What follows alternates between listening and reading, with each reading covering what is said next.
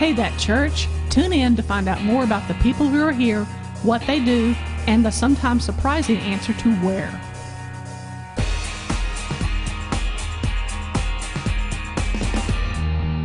This week we hear from RicShon Talbert. She attends the services each week and invites others to watch with her. But you may be surprised at where she attends that church.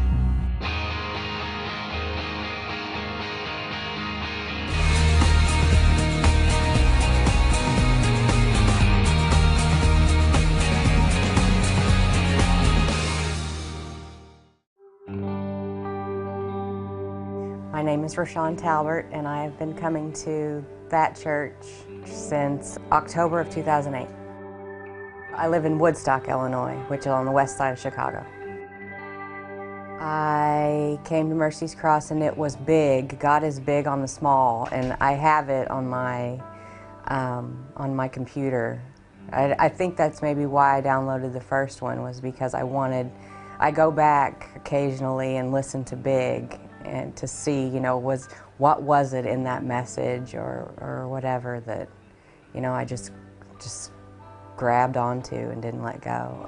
And I say God had a hold of me the whole time, but I didn't grab onto Him until that morning at Mercy's Cross. And I just was in the back row and fell to my knees and just let it all go. And I ended up getting baptized, and it was the most amazing experience of my whole life. I don't remember ever being happier than that moment. It was another chance to start again, I guess, and I really felt pure.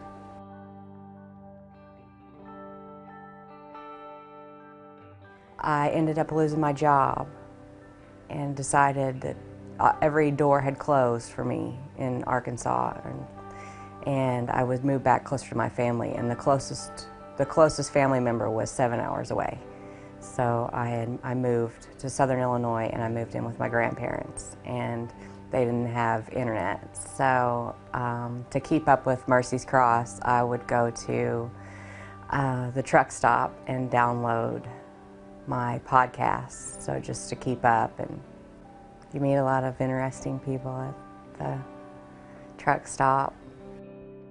I do hair, and I was working at a salon in Mount Vernon, Illinois. And it's a small farming community,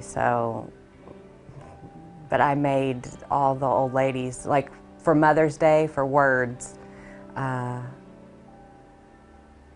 made everyone at the salon one afternoon listen to words, and then I ended up making copies for people just because they liked it so much.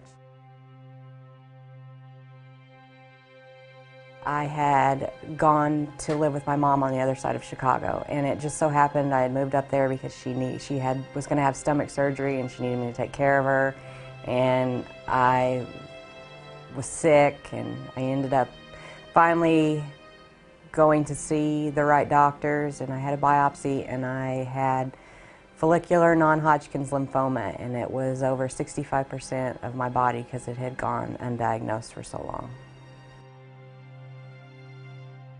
And I had people all over the place praying for me. I went out on prayer requests on Facebook, and I get letters from these people who don't have any idea. I have no idea who they are, but they're praying for me, and it's been a really amazing experience.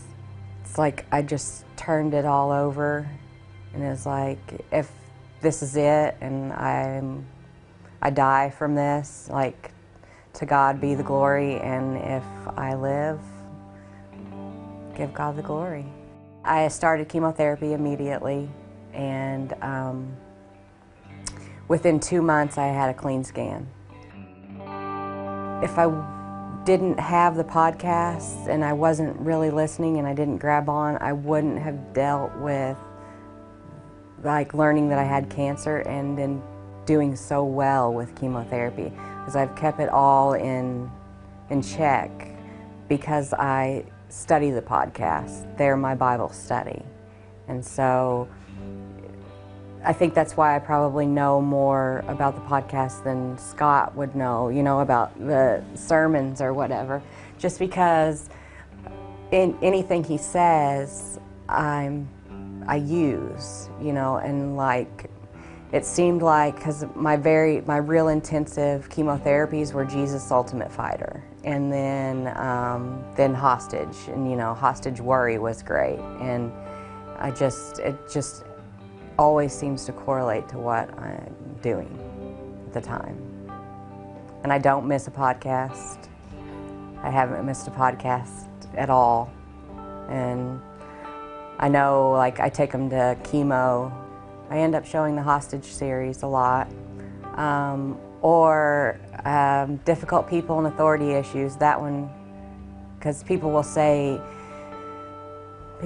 something, or they'll be talking about their marriage, and then so it's like, oh, you need wedding planner number 3, you know. And so then I'll put together like a small group if I can get people to come over to my house, and then I just hook up my HDMI cable to my computer, and then I can show it through my television.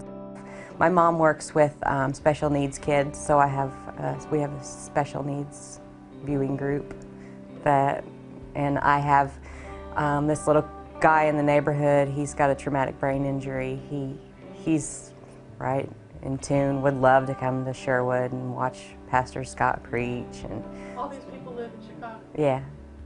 I call it, and I don't want to be discounting it at all. I'm not trying to discount it, but I call the podcast Jesus for Dummies and the Bible Cliff Notes.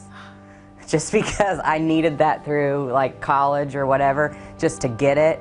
And it's like, as soon as I turned it on, I get it. He breaks it down real where I just get it. Is there anything that we as a church can do for you?